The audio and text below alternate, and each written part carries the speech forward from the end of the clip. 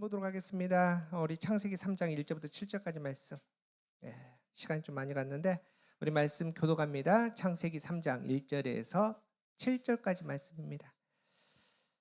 제가 먼저 1절 읽습니다. 그런데 뱀은 여호와 하나님이 지으신 들짐승 중에 가장 간교하니라. 뱀이 여자에게 물어 이르되 하나님이 참으로 너희에게 동산 모든 나무의 열매를 먹지 말라 하시더냐. 여자가 뱀에게 말하되 동산 나무의 열매를 우리가 먹을 수 있으나 동산 중앙에 있는 나무의 열매는 하나님의 말씀에 너희는 먹지도 말고 마시도 말라 너희가 죽을까 하노라 하셨느니라.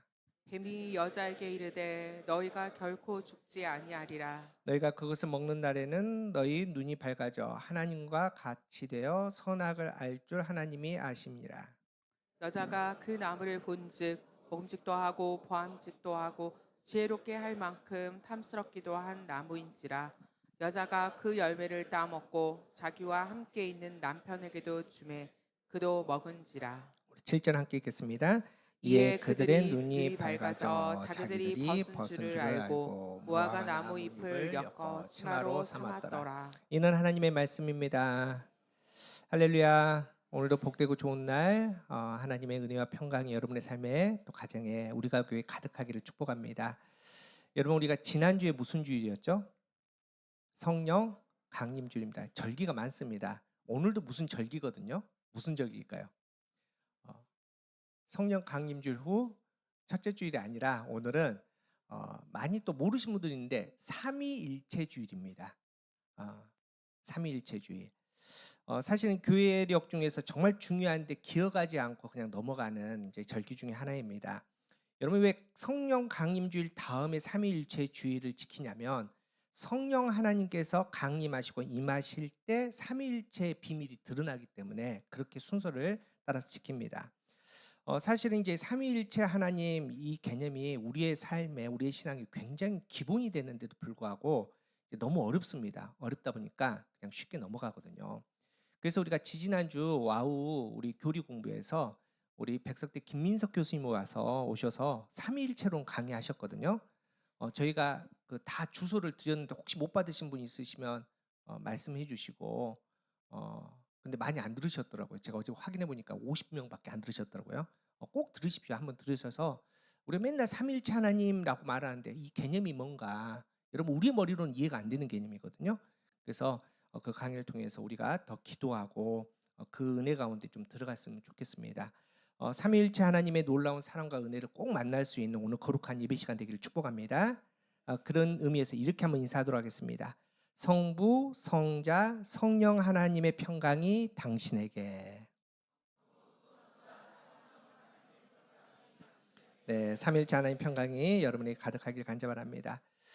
요즘에는 좀 바둑 많이 안 두신 것 같아요. 저도 군대 있을 때 바둑 두고 바둑을 둔 기억이 거의 없는데 많은 분들이 이제 바둑과 우리의 인생이 좀 연결되어 있다, 좀 같이 의미를 공유하고 있다 이렇게 얘기를 합니다. 뭐 예를 들어서 이제 바둑은 한 수 한 수 두면서 이루어지거든요. 우리 인생도 마찬가지라는 거죠. 우리가 유아기, 아동기, 청소년기 다 순서를 무조건 다 거쳐야 된다는 겁니다. 갑자기 유아기 하다가 청년 될 수 없듯이 모든 순서 한 수 한 수 한 걸음 한 걸음에 따라서 우리의 인생이 이루어진다. 또 바둑은 혼자 둘 수 없지 않습니까? 꼭 상대가 있어야 됩니다. 우리 인생도 마찬가지입니다. 가정도 혼자 이룰 수 없고 교회도 혼자 이룰 수 없습니다. 우리가 교회가 혼자 이룰 수 없듯이 여러분이 있어야지 또 하나님이 우리와 함께 하셔야지 우리가 교회 되듯이 바둑이 또 우리 인생이 또 그렇다는 겁니다. 또 끝이 분명히 있다는 겁니다. 여러분 바둑에서 흔하지 않지만 비기는 바둑이 있습니다. 그럼에도 불구하고 비기는 대로 끝이 있습니다. 여러분 바둑판이 제한되어 있지 않습니까? 돌을 아무리 놓아도 딱 정해져 있습니다. 그 이상 돌을 못 놓습니다. 다 채워지면 끝입니다. 그래서 우리 인생도 끝이 있다. 여러분 오랫동안 쭉 살고 싶으나 우리는 끝이 있습니다. 그 끝은 우리는 모릅니다. 하나님께서 야 됐다라고 하면은 오늘도 우리는 다 놓고 가야 됩니다. 우리 인생에는 끝이 있다는 겁니다. 그런데 바둑에서 가장 멋진 모습 중에 하나가 복기입니다. 복기. 여러분 복기 아십니까? 뭐냐면은 혹시 TV에서 바둑 두는 장면을 보셨으면은 바둑이 딱 끝납니다. 그러면은 승자와 패자가 있을 거 아닙니까? 여러분 승자 얼마나 기쁩니까? 그런데 둘이 아무것도 아니듯이 정말 처음 바둑 두듯이 앉아가지고 경기는 끝났는데 다시 바둑판을 싹 정리한 다음에 첫 수부터 다 둡니다. 이걸 이제 복기라고 합니다. 여러분 근데 저는 이제 그 모습 보면서 되게 신기하고 항상 신기하거든요. 바둑알이 가득 찼는데 그 순서를 어떻게 그 두 사람은 알아서 첫 수부터 그대로 둘까? 여러분 신기하지 않으세요? 근데 프로 기사들이 이런 얘기를 하더라고요. 한번 들어보십시오. 한 수 한 수 고민하고 의미를 부여해 뒀기 때문에 쉽게 기억이 난다는 겁니다. 무슨 말입니까? 그 한 수 한 수를 두기 위해서 여러 번 수십 번 생각하고 정말 의미 있게 뒀기 때문에 나중에 복귀할 때 '아 이 수 다음에 내가 이거 뒀어.'라는 이 생각이 분명히 난다는 겁니다. 제가 어제 설교 준비하면서 이 부분에서 회개를 많이 했습니다. 여러분 5월 첫째 주 설교가 뭐죠? 4월 첫째 주, 3월 첫째 주. 하나도 생각 안 나시죠? 생각해보니까 저도 생각이 안 나는 거예요. 바둑 둔 사람은 이 한 수 한 수를 다 기억을 하는데 야 내가 하나님 앞에 설교를 준비했는데 5월 첫째 주에 뭐 설교했지? 4월 첫째 주에 무슨 설교를 준비했지? 생각이 안 나는 겁니다. 그래서 제가 어제 회개를 많이 했습니다. 어쨌든 간에 이 바둑이 그렇게 한 수 한 수 다시 복귀를 합니다. 여러분 근데 이제 처음 이제 두는 게 아니라 게임이 끝났습니다. 승패와 패자와 이미 정해졌습니다. 그런데 둘이 앉아서 이렇게 복귀를 하다 보면 승자야 이겼으니까 얼마나 즐겁습니까? 즐겁게 복귀를 하는데 패자 입장에서는 패자 입장에서는 두다가 어느 한 지점에서 뼈아픈 지점이 있지 않습니까? 내가 이 한 수 때문에 졌다. 그다음부터 그거 하고 싶겠습니까? 하기 싫지 않겠습니까? 그런데 그럼에도 불구하고 복귀를 합니다. 그런데 그 복귀를 하는 이유가 있는데 조희연 사모님이 기가 막히게 이렇게 표현하더라고요. 한번 들어보십시오. 아파도 뚫어지게 봐야 한다. 아니 아플수록 더욱 예민하게 들여봐야 한다. 실수는 우연이 아니다. 실수를 한다는 건 내 안에 그런 어설픔과 미숙함이 존재하기 때문이다. 멋진 말 아닙니까? 그래서 복귀를 해야 된다는 거죠. 여러분 우리 신앙생활도 마찬가지입니다. 실패 자리가 있죠. 그냥 넘어가서는 안 됩니다. 항상 복귀를 해야 됩니다. 그런 의미가 오늘 창세기 3장의 말씀입니다. 여러분 창세기 3장은 굉장히 중요합니다. 물론 이제 성경의 모든 부분이 다 중요하죠. 그럼에도 불구하고 이 창세기 3장은 인간이 죄인이 된 타락이 된 그 첫 자리입니다. 다시 말해서 이렇게 인간이 죄인이 되어서 누가 오실 수밖에 없습니까? 예수님께서 하나님이신 예수님께서 이 땅에 오실 수밖에 없는 그 하나님의 구속사의 시간, 그 서막이 열리는 그 시간이기 때문에 이 창세기 3장은 굉장히 영적으로 중요합니다. 그럼에도 불구하고 창세기 3장은 은혜스럽지가 않습니다. 쳐다보기가 싫습니다. 생각하기도 싫은 장면이 바로 창세기 3장입니다. 아무리 생각해봐도 이게 이해할 수 없는 이렇게 실패할 수 없는데 이해할 수 없는 장면이 바로 이 창세기 3장 인간의 실패자입니다. 그래서 우리는 창세기 3장을 꼼꼼하게 다시 복기를 해봐야 된다는 겁니다. 사단 앞에 우리가 무기력하게 무너졌던 그 자리를 다시 한번 우리가 되돌아가서 복귀해서 다시는 그렇게 실패하지 않는 저와 여러분 되기를 간절히 바랍니다. 사실은 이제 오늘 그 이 죄에 대해서 이제 세 가지 파트로 제가 이제 말씀을 준비를 했거든요. 먼저 인간이 죄인 되는 과정, 그리고 죄인 됐기 때문에 그 결과, 그리고 죄인 된 패턴 이 세 가지를 말씀을 전하기 위해서 먼저 오늘은 첫 번째, 두 번째 내용을 말씀을 준비를 했는데 일부 때 실패를 했습니다. 두 번째 얘기를 다 못하고 시간이 너무나 많이 가서 그래서 오늘은 첫 번째 것만 할 겁니다. 여러분에게 굉장히 복음의 소식은 설교가 짧아졌다는 겁니다. 그런데 어쨌든 간에 오늘은 첫 번째 인간이 죄인 되는 과정을 말씀을 나누고 이제 발리 갔다 와서 그 결과가 뭐냐, 그리고 우리가 이 죄의 패턴을 우리가 정확하게 알아야 되는데 사단이 우리를 공격하는 그 죄의 패턴, 그 죄의 내용에 대해서 우리가 연이어서 그렇게 말씀을 나누도록 하겠습니다. 여러분 만일 누가 여러분에게 당신은 누구십니까? 당신의 의미는 무엇입니까? 당신의 이 땅에서 목적은 무엇입니까? 라고 물으시면 뭐라고 말씀하시겠습니까? 나의 이 땅의 의미는 뭐지? 내가 이 땅에 우리 엄마 아빠의 아름답고 예쁜 딸로 아들로 태어나서 지금까지 사는데 내 인생의 의미는 뭘까? 아름다운 가정을 이루어서 아내로, 남편으로, 아빠로, 엄마로 살았는데 내 인생의 목적은 뭘까? 내 신앙의 하나님의 아들, 딸로서의 목적은 뭘까? 물으신다면 어떻게 대답하시겠습니까? 웨스트민스터 소요리 문답에 이렇게 답을 합니다. 제1문항에 이런 질문이 있습니다. 한번 보여주실래요? 제가 문제를 읽을 테니까 여러분께서 한번 답을 읽으십시오. 사람의 제일 되는 목적이 무엇인가?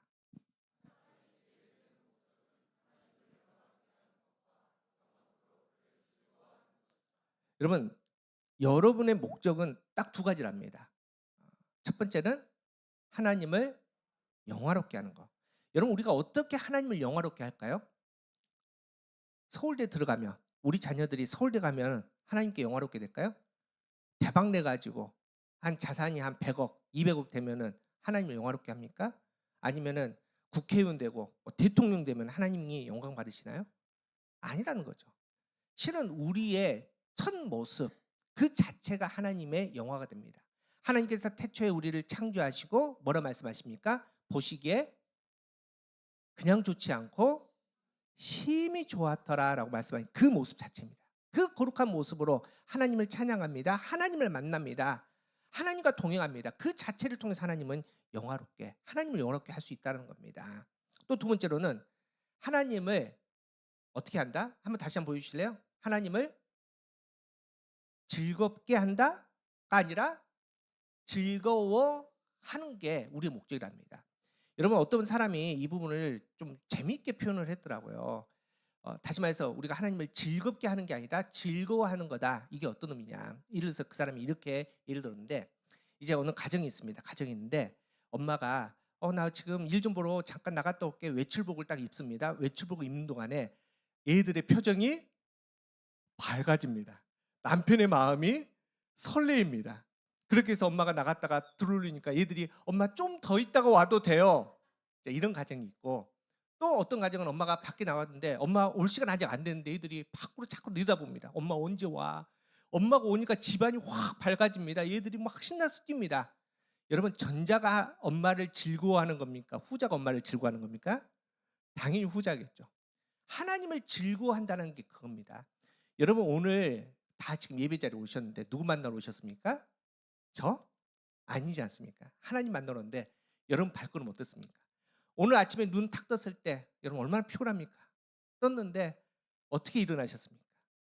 실은 이제 우리 제가 앞에 있는 교회 이제 어르신들이 굉장히 많은데, 어르신들은 토요일 밤만 되면은 교회 간다고. 주일날 새벽에 4시 일어나서 목욕하시고 면도하시고 오히려 시간이 안 가냐고. 누굴 만나고 싶어서? 하나님 만나고 싶어서. 여러분, 이런 마음이 오늘 아침에 여러분의 마음이셨습니까? 그런 마음으로 이곳에 왔을 때 우리는 하나님을 즐거워하는 사람이 되는 겁니다. 그게 우리의 목적입니다. 여러분, 그런데 중요한 것은 하나님은 이미 처음 우리를 만드실 때, 창조하실 때부터 하나님을 영화롭게, 하나님을 즐거워하는 사람으로 만드셨다는 겁니다. 그게 바로 우리입니다. 그런데 안타깝게도 그런 우리가 죄인이 되었습니다. 여러분, 우리가 어떻게 죄인이 되었습니까? 아주 심플하게 얘기하면은 사단이 우리를 유혹합니다. 그런데 우리가 사단이 우리를 유혹한다고 죄인이 된 게 아닙니다. 그 유혹으로 말미암아 우리가 뭘 선택합니까? 하나님이 아니라 죄를 선택해서 우리는 죄인이 된 겁니다. 여러분, 다시 말해서 오늘 본문에 사단이 선악과 가져와서 입 벌려 막 집어넣고 씹어 삼켜 이렇게 해서 죄인으로 만든 게 아니라는 겁니다. 사단이 아주 정말 담을 넘어가듯이 서머서머해서 그렇게 자연스럽게 우리를 죄인 되게 했습니다. 그래서 오늘 우리가 죄인 되는 과정을 보면, 사단이 우리를 죄인으로 인도하는 그 과정을 보면, 복기를 해보면, 우리의 삶에서 우리가 왜 자꾸 이렇게 넘어지는지, 그리고 우리가 어떻게 넘어지지 않는지 우리가 확인할 수 있습니다. 여러분, 오늘도 그렇고 뭐 다음 시간도 그렇고 계속 이 죄에 대해서 사단이 우리를 공격하는 패턴은요, 막 늘상 새롭지 않습니다. 창세기에 나오는 에덴 동산에서 우리를 시험해서 죄인이 만든 그 패턴이요, 신약 시대 동일하게 나오고요, 지금 현재 저와 여러분에도 동일하게 적용이 됩니다. 그래서 잘 복기를 하셔야 됩니다. 사단이 우리를 어떻게 죄인으로 만드느냐, 그 과정 첫 번째는 흔드는 과정입니다. 오늘 보면 1절 한번 읽어볼까요? 1절 시작. 그런데 뱀은 여호와 하나님이 지으신 들짐승 중에 가장 간교하니라. 뱀이 여자에게 물어 이르되 하나님이 참으로 너희에게 동산 모든 나무의 열매를 먹지 말라 하시더냐. 여러분 당시 상황을 보십시오. 당시 상황 보시면은 에덴 동산에 선악과가 갑자기 짠 하고 나왔습니까? 아니요. 있었습니다. 동산 중간에 가장 짧은 곳에 선악과는 있었습니다. 여러분 뱀이 지금 하와 지금 뱀이 지금 이야기하고 있지 않습니까? 이 창세기 3장 1절에 우연치 않게 만나서 첫 만남에 지금 대화를 나누고 있을까요? 아니겠죠. 근데 느낌만 아니겠다는 게 아니라 말씀에서 정확하게 봐야 됩니다. 그래서 이제 성경이 좀 어렵다는 게 그런 거죠. 문법을 정확히 봐야 됩니다. 여러분 여기서 뱀이 여자에게 묻다라는 이 묻다를 이제 지금 문법은 잘 없는데 히브리어 문법은 이렇게 되어 있습니다. 와우 계속법 문법입니다. 그러니까 이 물어라는 것이 와우 계속법을 썼는데 제가 간단히 설명하면 이 와우 계속법이 이런 겁니다. 시간의 흐름을 유지하다 과거의 사건을 자연스럽게 이어간다 이런 뜻을 이럴 때 쓰는 게 와우 계속법입니다. 그러니까 이 묻다는 게 지금 3장 1절에서 갑자기 처음 물어보는 게 아니다. 그 전에도 주고받은 대화가 있었고 그 대화 가운데 자연스럽게 지금 3장 1절에 뱀이 하와에게 질문을 했다라는 겁니다.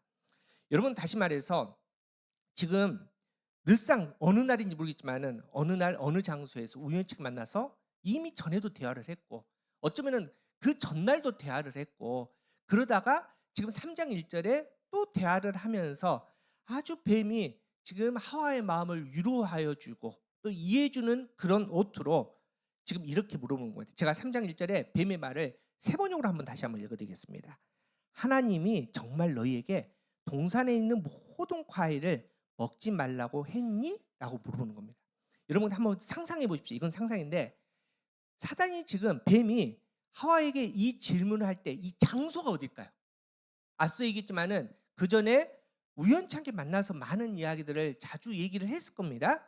그런데 지금 이 창세기 3장 1절에 지금 이 말을 하는 이 장소가 어딜까요? 동산인데 다 에덴 동산에서 이 질문하는데 에덴 동산 중에서도 아마도 선악과가 보이는 어떻게 보면은 선악과 나무 아래에서 우연히 만났을 때 이 질문을 아마 툭 던졌을까라는 상상을 해봅니다. 여러분 뱀의 목적이 뭐죠? 지금 하와가 선악과를 따먹게 하는 게 뱀의 목적이죠. 그런데 3장 1절에 그게 목적인데 불구하고 선악과 얘기를 뱀은 하지를 않습니다. 선악과의 선자도 꺼내지 않습니다. 아주 자연스럽게 오히려 하와 입에서 그걸 생각하고 말할 수 있도록 유도하면서 기다리지 않습니까? 여러분 이게 사단의 전략입니다. 앞서 얘기했지만 사단이 갑작스럽게 나타나서 직접적으로 죄를 막 하게 하고 이러지 않는다는 겁니다. 사단은 항상 먼저 흔듭니다. 우리의 마음을 흔듭니다. 우리의 마음에 욕심, 욕망을 집어넣고 그걸 키웁니다. 자극합니다. 그걸 통해서 움직이도록 사단이 한다는 겁니다. 여러분 아주 간단하게 얘기하면 이거 아닙니까? 다이어트 결심했습니다. 나 이제 오늘부터 내 진짜 다이어트 성공해야지 결심했는데 TV만 틀면 뭐가 나옵니까? 먹을 게 나옵니다. 유튜브 보면 먹방입니다. 이상합니다. 그렇게 약속이 없었는데 다이어트만 결심하면 부모님 생신에 뭐 돌잔치에 친구 결혼식에 먹을 일이 줄줄 생기지 않습니까? 실은 사단이 그런 식으로 우리를 공격을 한다는 겁니다. 그래서 야고보는 이렇게 얘기하거든요. 야고보서 1장 14절 15절입니다. 자, 시작. 오직 각 사람이 시험을 받는 것은 자기 욕심에 끌려 미혹됨이니 욕심이 잉태한즉 죄를 낳고 죄가 장성한즉 우리가 죄 짓고 바로 죽는다 이게 아닙니다.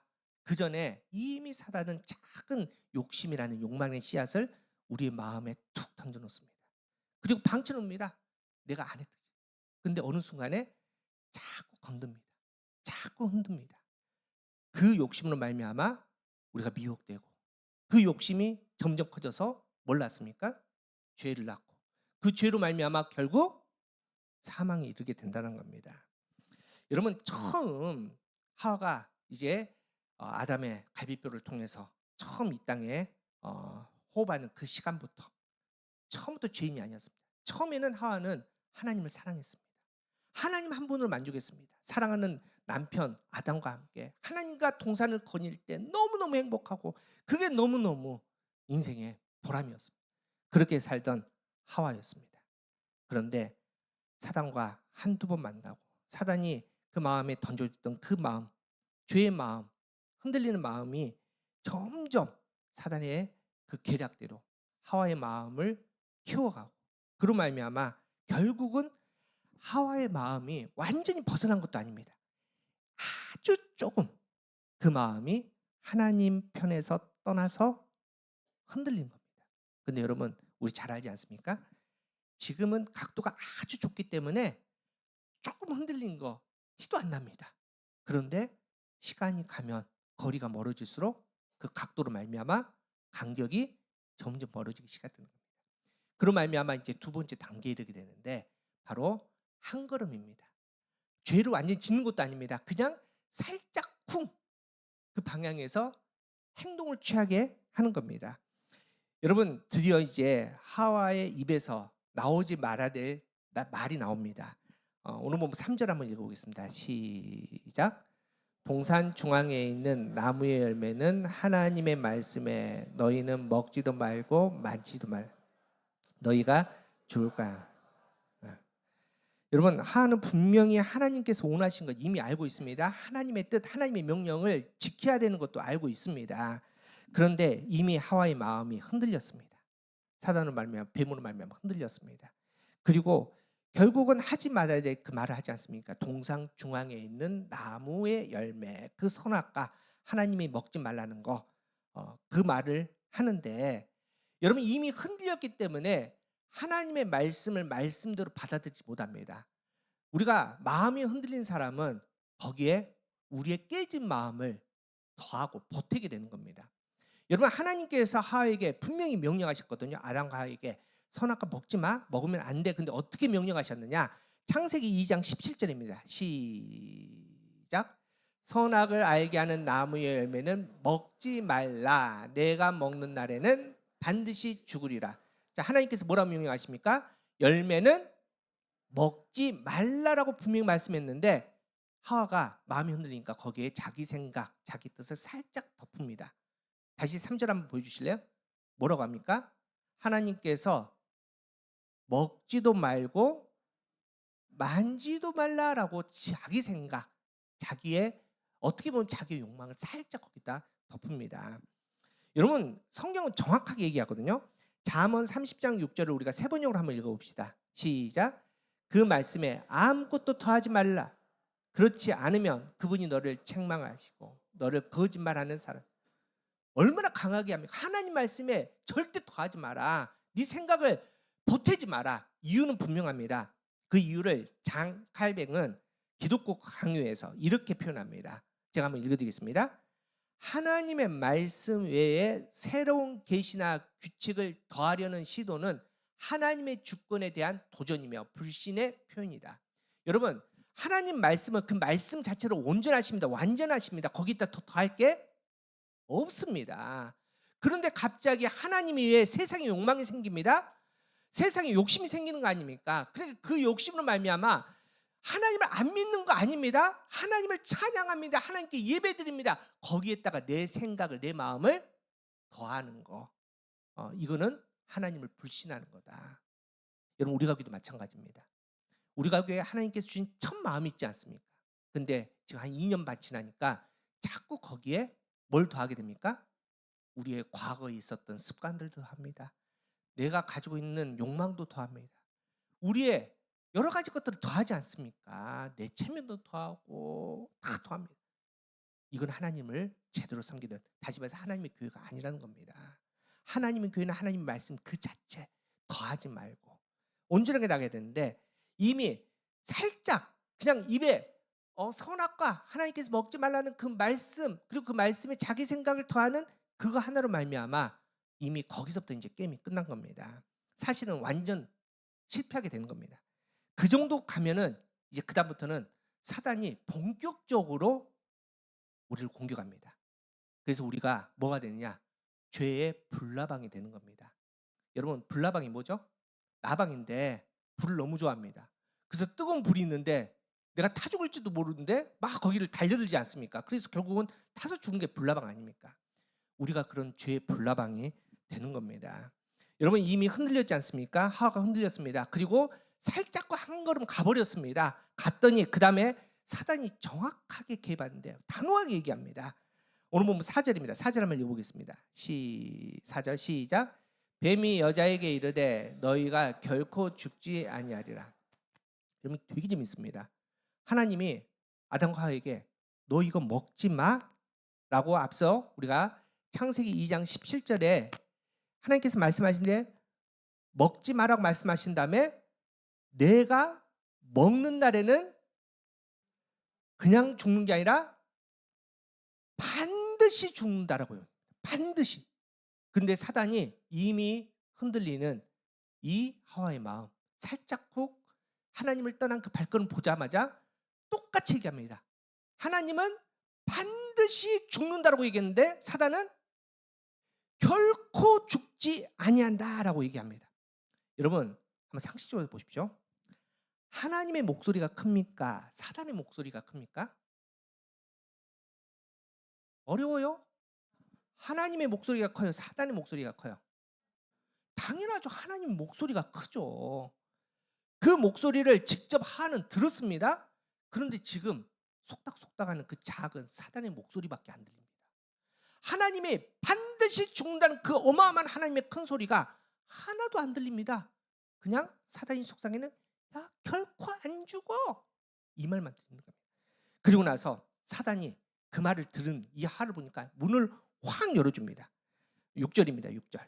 자 시작. 6절 시작. 여자가 그 나무를 본즉 먹음직도 하고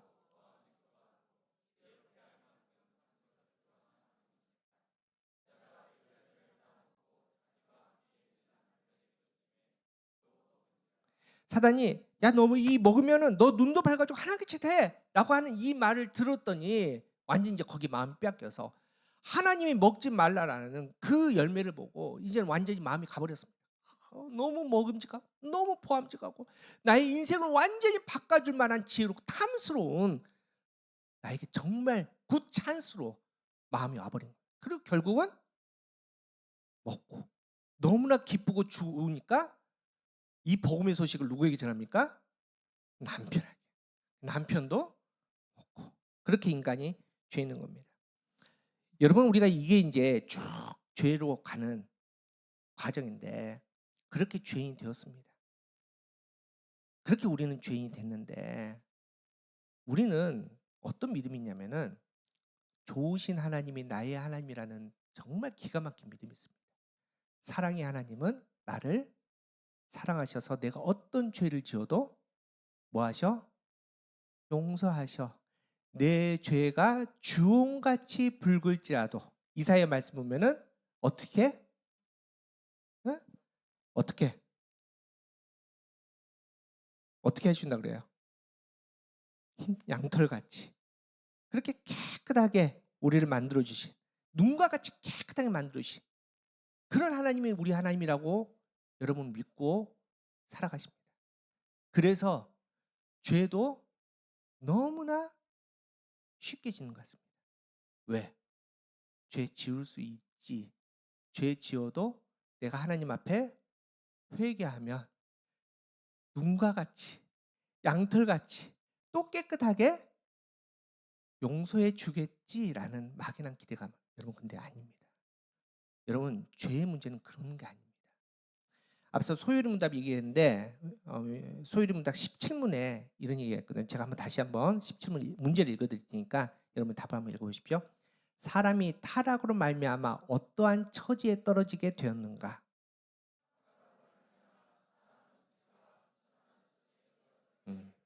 비참한 처지랍니다.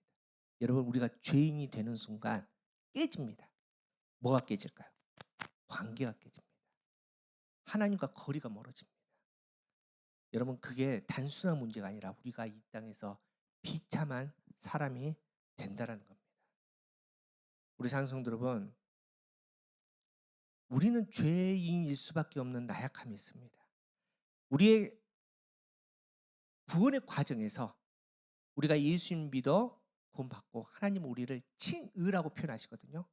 너희 아직도 죄인이지만 여전히 죄가 있지만은 내가 이제 너희의 죄를 보지 않는다. 그리고 너희에게 지금 묻어 있는 예수 그리스도의 보혈의 피를 내가 보고 너희를 죄인이라고 부르지 않고 의롭다고 내가 불러주겠다. 이거는 하나님의 사랑입니다.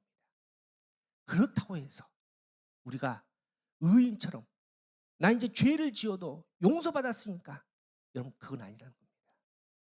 여러분 죄의 문제는 여러분의 생사, 그것도 단순히 이 땅의 생사가 아니라 영원한 생사가 달린 문제입니다.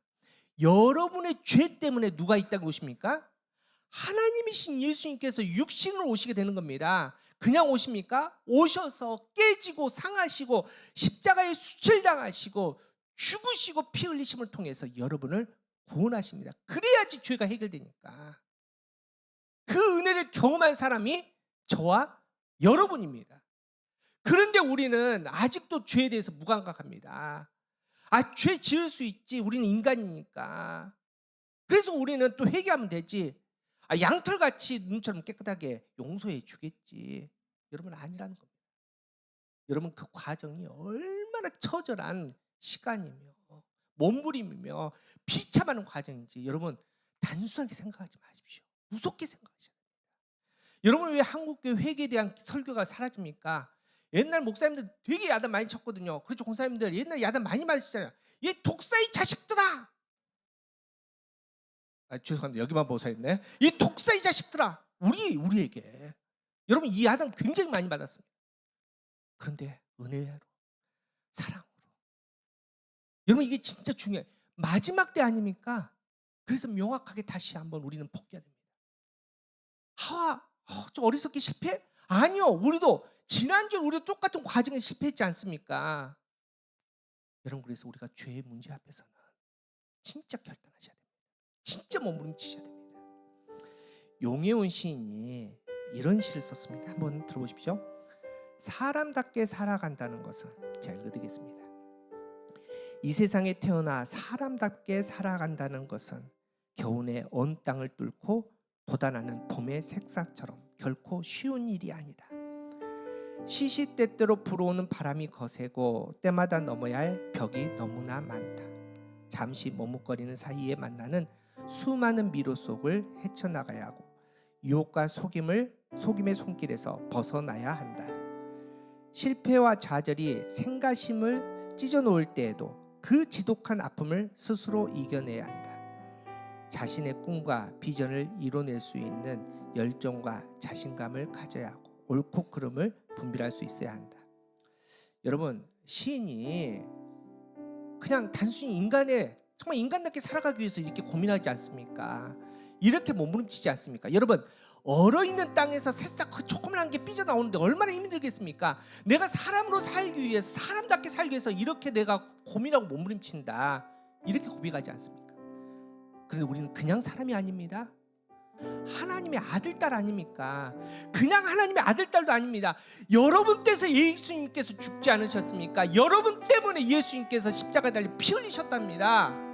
그 죽음으로 말미암아 다시 우리가 하나님의 아들, 딸의 이름으로 그 거룩한 하나님의 자녀의 이름을 얻었는데, 그렇다면 매일매일 여러분의 삶에서 고민하셔야 됩니다. 몸부림치셔야 됩니다. 내가 하나님의 자녀로 정말 자녀답게 살기 위해서 어떻게 해야 될 것인가? 이 순간에 무엇을 생각하며 무엇을 결단해야 될 것인가? 무엇을 선택해야 될 것인가? 여러분 이런 고민 없이 우리가 어떻게 하나님의 아들, 딸로 살아갑니까? 이런 고민 없이 우리가 사단을 어떻게 이깁니까? 우리 상성도 여러분 아직도 죄를 가볍게 생각하십니까? 물론 우리가 이미 예수 그리스도의 십자가의 보혈로 말미암아 구원 받았습니다. 여러분 하나님 나라 갈 겁니다. 믿으십니까? 믿으십시오. 그런데 그 과정 있지 않습니까? 이미 우리는 그 구원을 받았지만 아직이랍니다. 아직 우리는 가야 될 길이 있습니다. 그 십자가의 길이 있지 않습니까? 여러분 그 한 걸음 한 걸음 갈 때마다, 여러분의 삶에서 선택 하나하나 할 때마다 여러분 분명하게 기억하십시오. 여러분의 발걸음은 그냥 가는 게 아닙니다. 여러분의 한 걸음 한 걸음마다 예수의 보혈의 피가 깔려 있습니다. 이미 예수님의 십자가의 길, 그 길에서 결단할 수 있는 저와 여러분 되기를 축복합니다. 물러서지 마십시오. 가볍게 생각하지 마십시오. 하나님의 자녀로 산다는 거, 예수님의 십자가에 합당하게 산다는 거, 여러분 몸부림치면서, 그래서 사도 바울이 매일매일 고백하는 것이, 하나님 나는 날마다 죽습니다. 나는 날마다 죽습니다. 죽어야지 이 길을 갈 수 있습니다. 이 고백이 저와 여러분의 고백되기를 간절히 바랍니다. 이제 우리 또 세상으로 나가지 않습니까? 쉽게 흔들릴 겁니다. 아무리 제가 목소리 터지도록 여러분께 외쳐도 이 성전, 이 예배 시간 끝나자마자 여러분은 흔들릴 것입니다. 여러분은 또 죄에 반응하게 될 것입니다. 그러면 사단은 여러분에게 정확하게 여러분의 마음을 주고 흔들고 여러분에게 분명한 길을 보여줄 겁니다. 눈에 보이는 길이 아니라, 우리의 눈에 보이지 않지만은 예수님께서 허락한 십자가의 길에서 담대히 승리할 수 있는 여러분들에게 축복합니다. 그 거룩함 가운데 이제 이번 한 주간에도 하나님의 아들답게, 하나님의 딸답게 거룩하게 살아가는 저와 여러분 우리가 하게 되기를 간절히 바랍니다.